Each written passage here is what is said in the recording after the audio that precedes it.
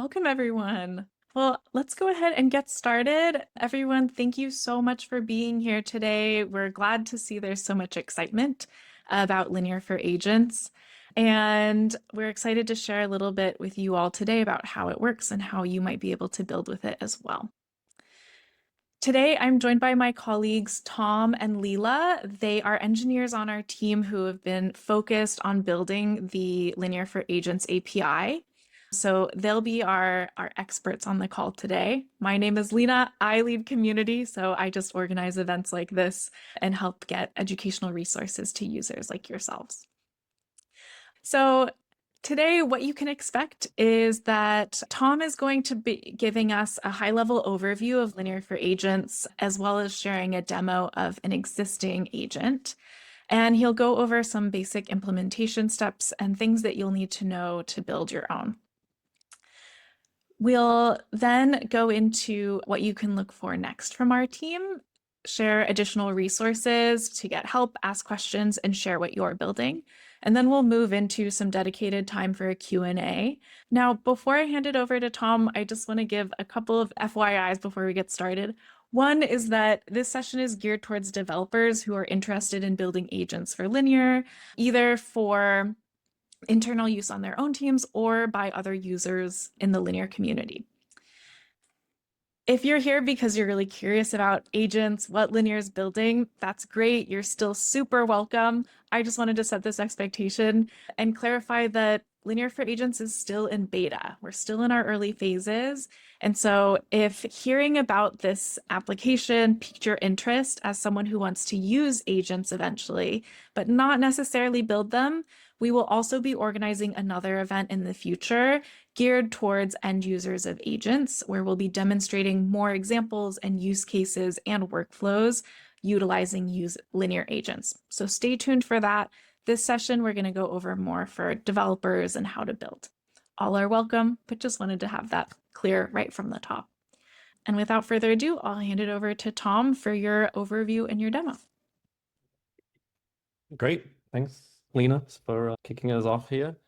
Yeah, I'm Tom. I'm an engineering lead on this project, figuring out how we bring agents into the world of Linear. We think there's a future where a large proportion of the work on your team is done by agents, and we want to be a place where you can coordinate that work and build these things in a really streamlined way. So I'll go straight into what we've been building here. So yeah, so the Linear for Agents API enables you to bring programmatic users into Linear. So you'll be able to mention them, you'll be able to assign them work, collaborate like any other member of the team.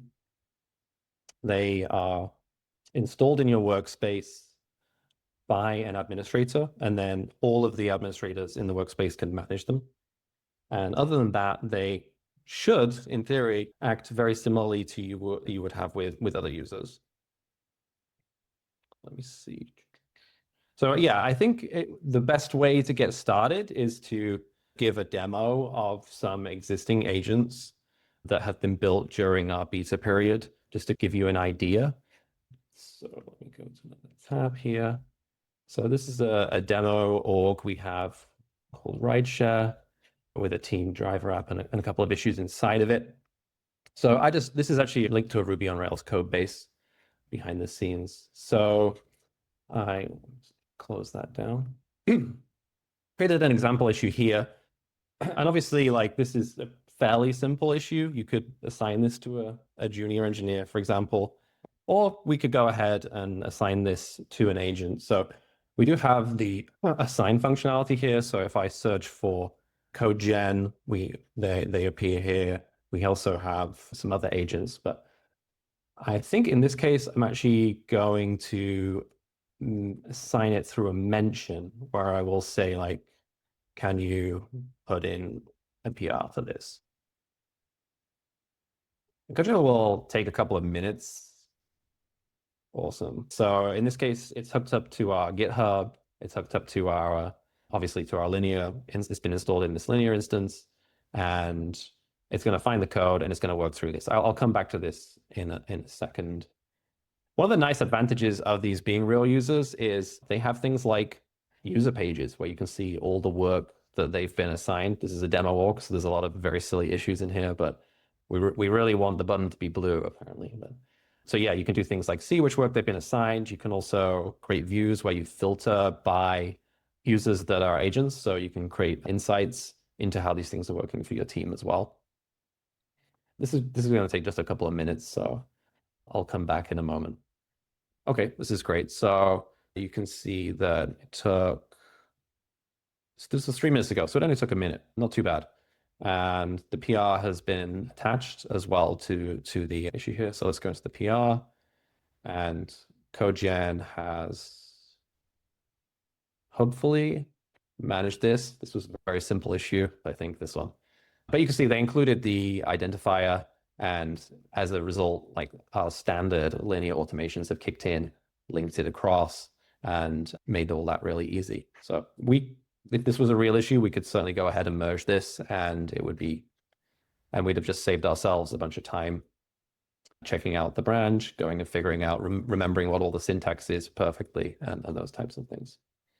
And then, of course, there's nothing to stop you assigning 10 issues at once if you wanted to try that. And you can also mention multiple agents on a single issue, have them all compete to see who can do the best implementation, and then choose the best one. So it depends. If you're familiar with Linear's APIs, we basically have a really extensive GraphQL API right now. And when you authorize with the GraphQL API, you get the context of your current user. So which teams you have access to, which issues you have access to, and so forth. So what we've introduced as part of this kind of like base framework is a new actor mode app. So when you authorize with OAuth, so agents are still OAuth applications in Linear. So you would still authorize them the same way. You pass actor equals app as part of that authorization modal. And what happens then is you'll see a slightly different OAuth flow, which will let you choose which teams that the app has access to as an admin. And then once it's installed, you can then further manage those teams. So for example, if you want to try something out, you could try it out on a single team. And then as you gain confidence with it, you can give it access to more data, give it access to more teams, things like that. Then we've also introduced 2 new scopes, the app mentionable and app assignable scopes. This is so as a developer, you can choose like which of those things you want to be enabled for your app. There is a world where maybe you only want it to be mentionable, but it doesn't make sense to assign to a ticket. And then the other piece is a few new webhooks. So there's obviously some new flows here that we wanted to make simpler to do, and I'll go through those webhooks in a second too. And then all of this is built on our existing OAuth foundation and on the existing GraphQL API. So you can break out, you can use the GraphQL API that we already have to do anything in Linear that pretty much a user can do, to be honest. There really aren't very many limits. So some of these demos are in response with a comment, but we'll go through some imaginary scenarios in what folks could build. So in terms of the new webhooks, actually, it may be useful. I think I'll come in here and just show. So when you are inside of Linear as an admin, you have access to this tab API. And then from here, you can create a new OAuth application. And this is where you would do so. The application icon and name, this is how it will appear in workspaces that the agent is installed into. So you want to choose those carefully. Then you would probably want to make it public unless you're building an internal agent. And then for webhooks, we have these 2 additional webhooks down here now, inbox notifications, permission changes. And these are really key for building agents. So I just wanted to kind of show where that was in the config here. And this is an example of some of these new events. So basically what this enables is you can listen to the events that you would get if you were a real user in your inbox. So this is all the stuff that's relevant to your agent. Like, was your agent mentioned? Was there a reply to a thread where it was taking part, and things like this. So it's a very scoped set of notifications that are only applicable to the context that your agent is working within.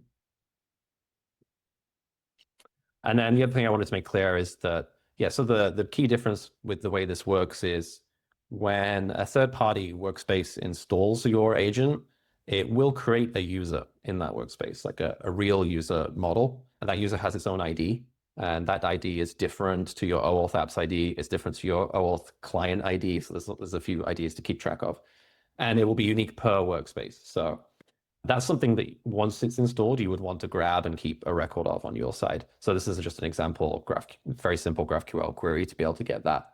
If you query viewer ID with your app's token, then you will get its ID in that workspace. And then I also wanted to call out here that you can't rely on the username. We've seen a lot of agents, they'd like to use human names, which is great, or human-like names. So there is an increased chance of clashes. And if there is a clash, then the username will be different in the installed workspace. And it's also possible for admins to rename agents as well. We think that's probably going to be unlikely, but it's just something that you wouldn't want to rely on. For example, parsing the text in a comment to see if your agent was mentioned that way. That wouldn't be a very reliable way of doing it. You want to use the actual ID itself. And then, as I mentioned before, like app users can have their permissions downgraded, upgraded. You can add teams and remove teams at any time. And we will give you webhooks, those permission change webhooks when that occurs. So you just can't rely on that being solid. But I think that's fairly typical for any OAuth app. I'll go through just some best practices for implementation. So yeah, we've had some teams using this for like about 6 weeks now. So we've got a few best practices that we've learned in that time, which are on the screen here. So like one, yeah, we want agents to use first person language when they respond. It should be like a human is responding in a way. It's going to be still clear that they are an application, that they are an AI. We'll make that clear in the interface. But from like a natural conversational point of view, we definitely feel like it's better if this is in first person language in the response.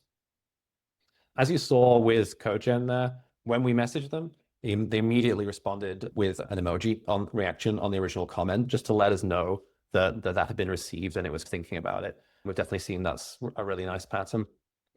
Responding to the word help, one of the problems that we have right now, I'd say problem, but one interesting thing is that with agents, the discoverability of what they're capable of can be a little tricky. You can read documentation, but it's really nice if you're able to just pull up the documentation in the application. So this is a nice pattern, and we would definitely encourage that all agents recognize the word help or something, some phrase that is requesting more information about what you can do and give those details to the user. So another thing is, if your agent starts work, you should move the issue to in progress. You should take kind of control of the issue, as it were. Linear users have expectations about how Linear functions, and obviously if work has started, it should move to in progress. And then similarly, well, I say similarly, but the nice thing is with the Git workflows, if you're building a coding agent, then those Git workflows will work automatically as long as you include the issue identifier in the Git branch name or in the pull request title and things like that. So that side of it will automatically happen for pull requests. But for other types of agents, you might want to like fully control the status of the issue. And then when the issue is complete, when the work is complete, it's good to change that issue, change that issue status and to respond to the user with a comment so that they get notified, especially if something's going to take a few minutes.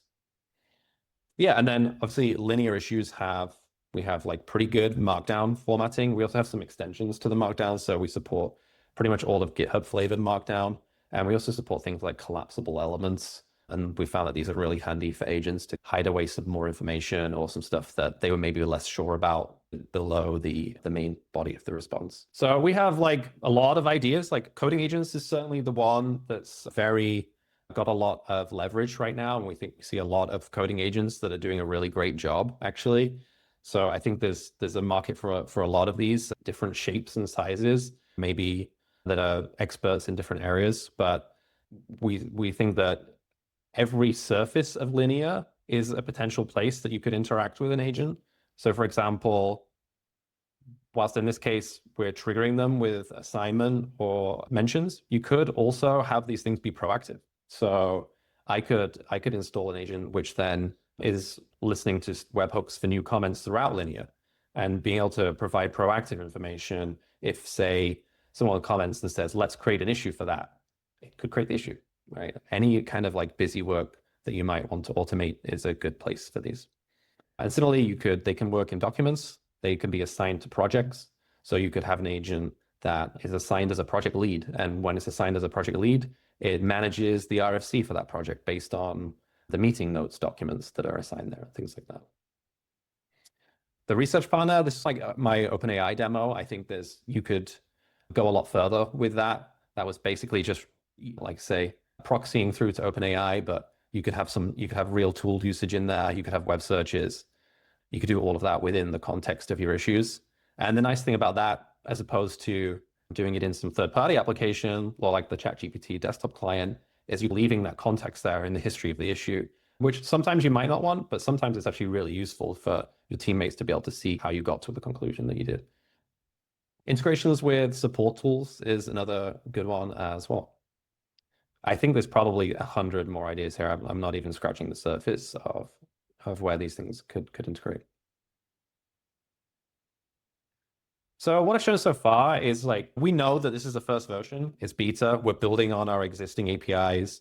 We wanted to get something out fast that would help people build these things and integrate them. But we also know that there's a lot more that we can do, and there's some like really interesting ideas brewing.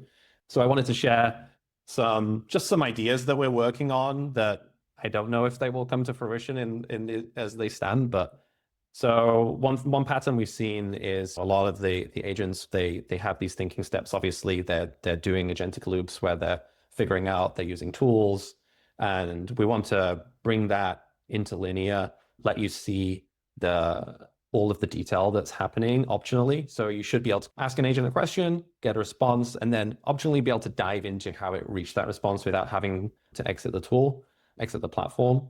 And again, like that, all of that thinking is then available to everybody that has access to linear. They'll be able to see how it got to where it is. And then you'll be able to do things like interrupt easier and generally just get a better idea of how the model is responding. And this also makes different agents a more consistent experience, which is another thing that we're hoping to achieve here. So this is just an example of like how this might integrate in like a detailed view of working with CodeGen. Yeah, another thing that we've recognized is that when you assign an agent, that's a nice pattern. But one of the problems with that is you do lose the context of which human is ultimately responsible for this.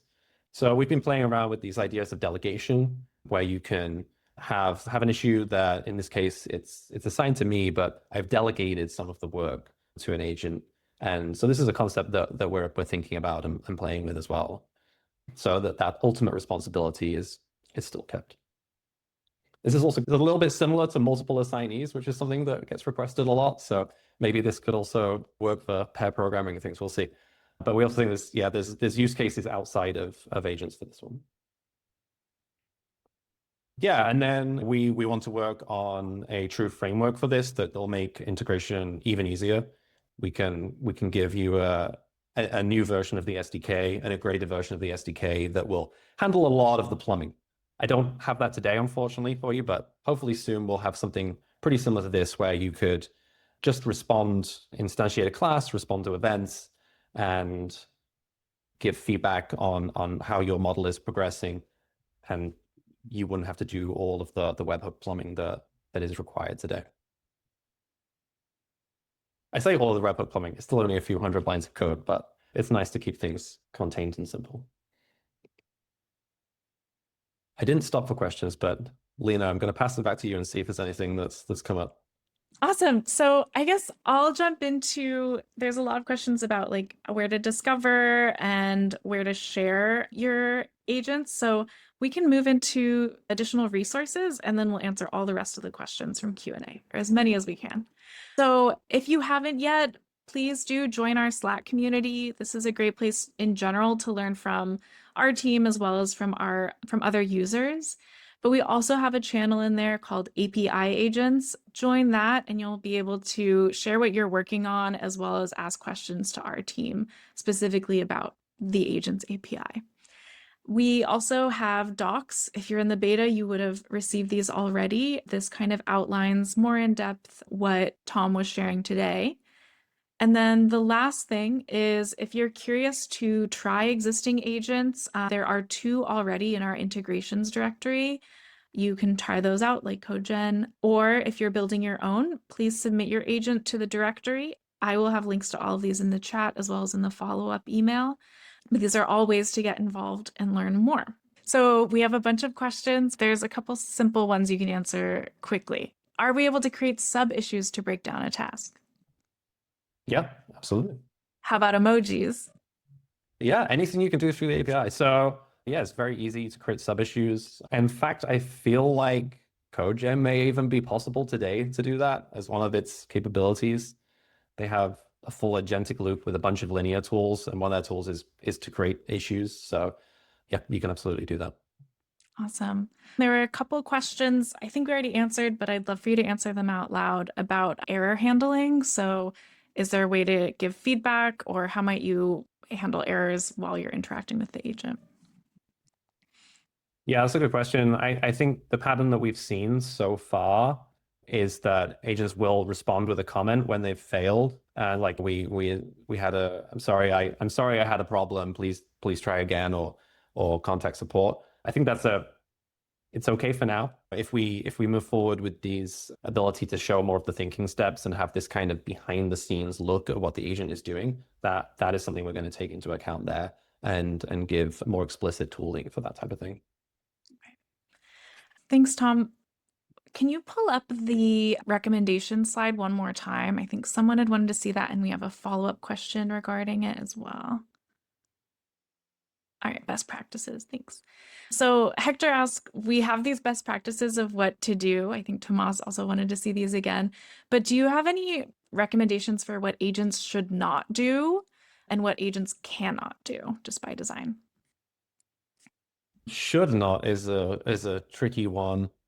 I can say cannot because that would be so there's not many limitations. We've tried to keep it open because we want to really see what people are willing to dream up. We're here. In terms of like strict limitations right now, two stand out. One is that agents cannot sign in to Linear as a into the user interface. So you can't build something where you like maybe ran like a Puppeteer instance and have them sign in and click around. That's not something that's possible. Everything has to happen through the API. And the other is currently there's no like ability to do admin type tasks. So inviting users and generally like changing the settings of the workspace and things like that. We might make that possible in the future, but for now we've kept that restricted. A few people are asking about using local LLMs as agents. John asks, are we going to support custom API endpoints for LLMs? Well, Linear is a cloud-based product, so you would need to have something in the cloud that our webhooks can hit. So you would need to proxy it through that, I think. Like ultimately, we need to be able to send webhooks to you, but you could from there you could pass it to a local LLM if you wanted to. But I think really we're designing this to run in a cloud environment. Is there any more elaboration you want to do there?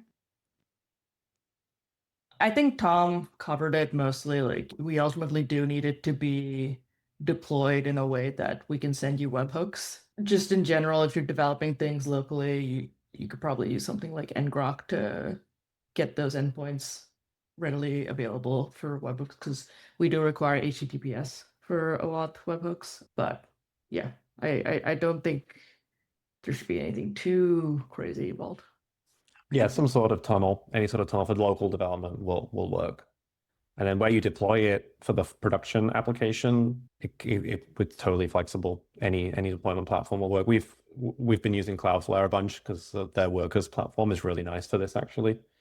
And you can also just have a really fast development loop there. It deploys in like 20 seconds. So it's a pretty nice place to do it. Okay. And I know you mentioned some of what we're working on and what people might be able to look forward to. Rich asks, will we have some examples to jumpstart folks in creating agents? Yes, definitely. We're working on that. And I think that kind of this framework slide that I got to is an idea of the type of thing here, but we have something now, but it's not quite ready to share, where it's an example with Cloudflare, and it's an example repo with Cloudflare that you can just deploy, put in some OAuth application IDs, and like 2 or 3 configuration environment variables. And then you've got like the base setup. And then from there, you just need to add tools and add your own custom logic. And I think that type of thing will be particularly good for internal agents. If you're building your own, like as a product, obviously you're going to want to have a lot more control. It's going to run in your own environment and things. But just for more quick internal tools, I think that'll be really great. All right. One for the curious people here, and I appreciate the folks who have already shared what they're working on. I'm getting excited about everyone here who is currently building an agent, and I can't wait to see them. But Tom, what are some agents that you can share that you know about that you're excited about seeing coming out soon? We saw CodeGen today. We saw CodeGen, we saw Devin. There's another coding agent called Charlie that's pretty exciting. They seem to be really good at planning. So when you give them a more complex issue, it can like plan out in detail it's the way it's going to tackle it, and then it's able to do a really good quality job because of that. And you can give it more complex tasks.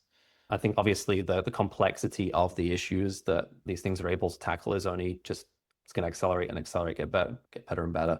So I think this time next year will be very, very interesting to see what the coding agents are capable of.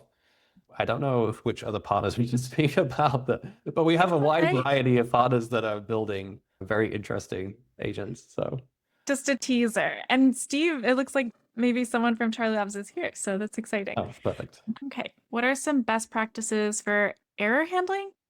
For when a task doesn't complete, what are some practices for controlling restart and reset?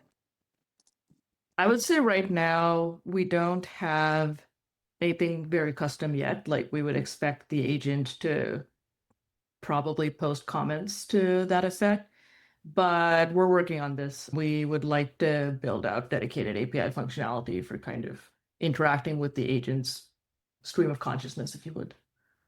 Awesome. Okay. Would the agents be able to use templates and modify documents in a defined format?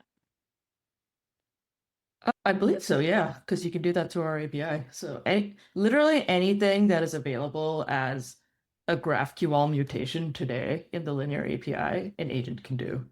We would be interested in learning if there are things that are not available right now that you would like to see us make available. If you're running up against something that you want an agent to do, it's just not available as an API endpoint right now, let us know and we'll take a look.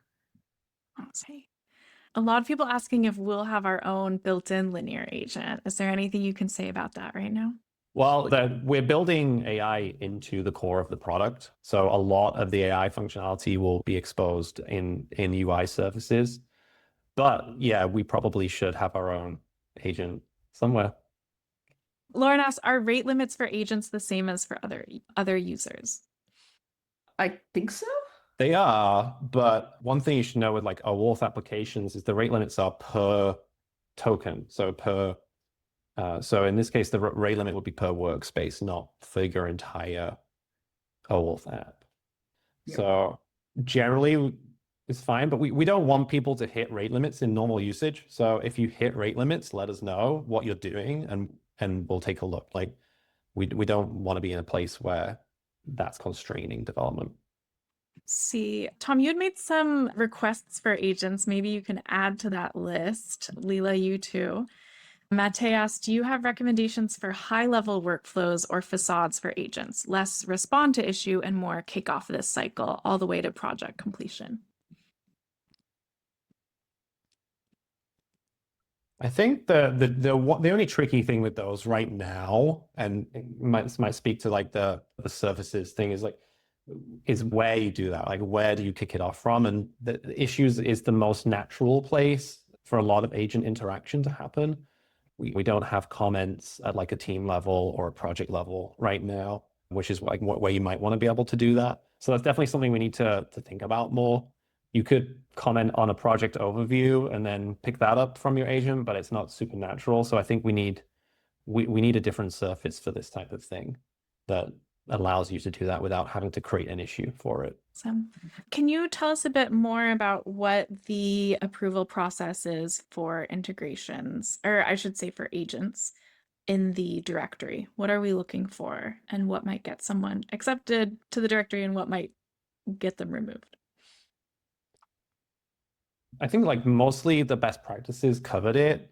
I think for acceptance into the directory, we have a lower bar, but then to promote it, to have linear promote your agent, we do want it to be like a really excellent experience.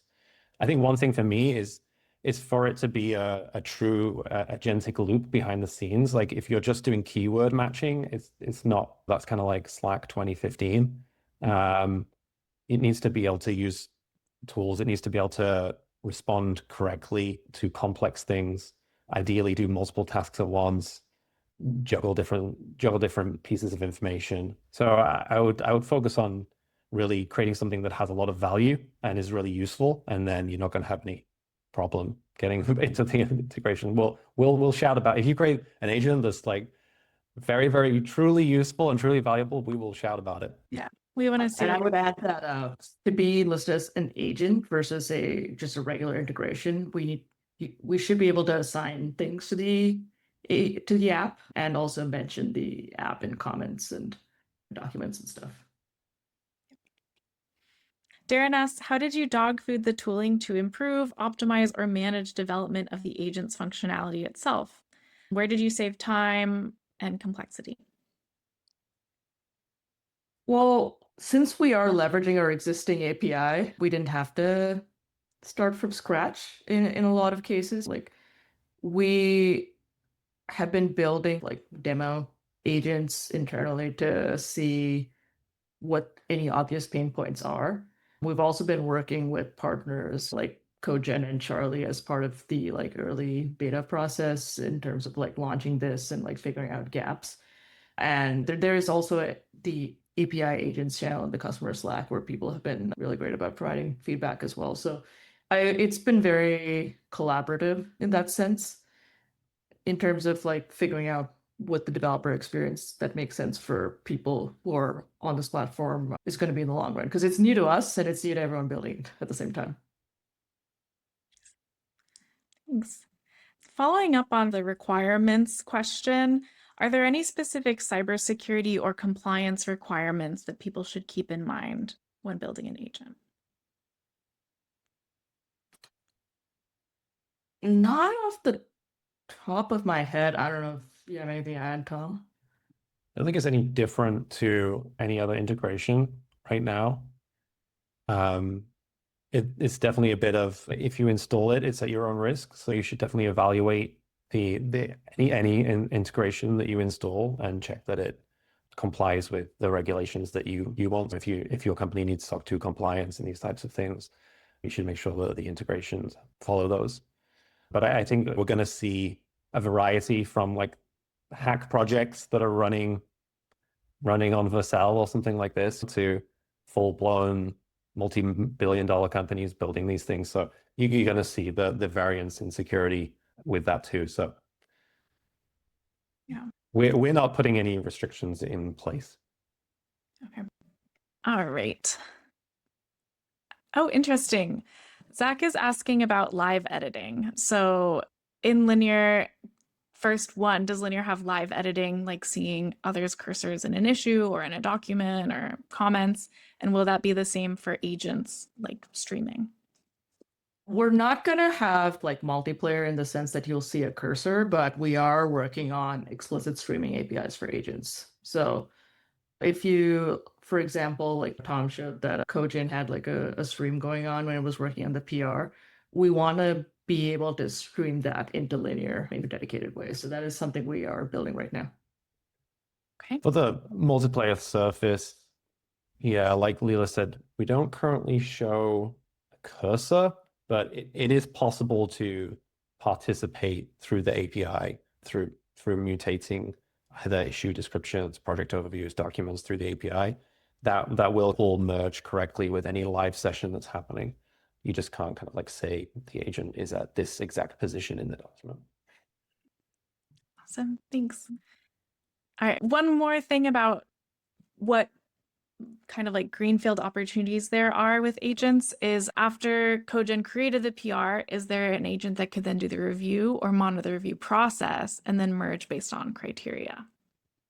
I think that would probably be more in GitHub than Linear at the moment. But yeah, Tom unmuted. I'll let him follow up. Yeah, no, you're right. But also like I think you can think of these things as again like living in the cloud, and often they will have hooks into multiple tools, and Linear is one of them, GitHub is another, maybe Slack is another. You might have like, yeah, the one agent is able to communicate in a bunch of different places. So yes, to answer your question, there's a lot of code review functionality out there already. CodeGen can do it, Charlie can do it. Graphite has a PR reviewer, which is really, really good too. Even GitHub has their own Copilot reviewer. Auto merge, I think that I personally wouldn't set that up, but I think it's probably good to still keep a human in the loop here. But I'm sure you could do it. Yeah. Okay. All right, guys. Last question. It's a little deep, so I'm gonna give you, maybe you can answer in two sentences. This is from Tutor. How do we make agents follow the linear method? The simple answer is we only expose things in our API that are part of the linear method, so it's by default. I love that answer. Tom, anything to add?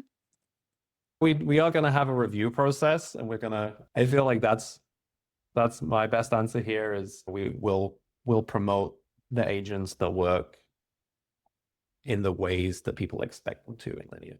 And we'll happily talk about those the most. So I think it's going to be like the best rises to the top situation. Sweet.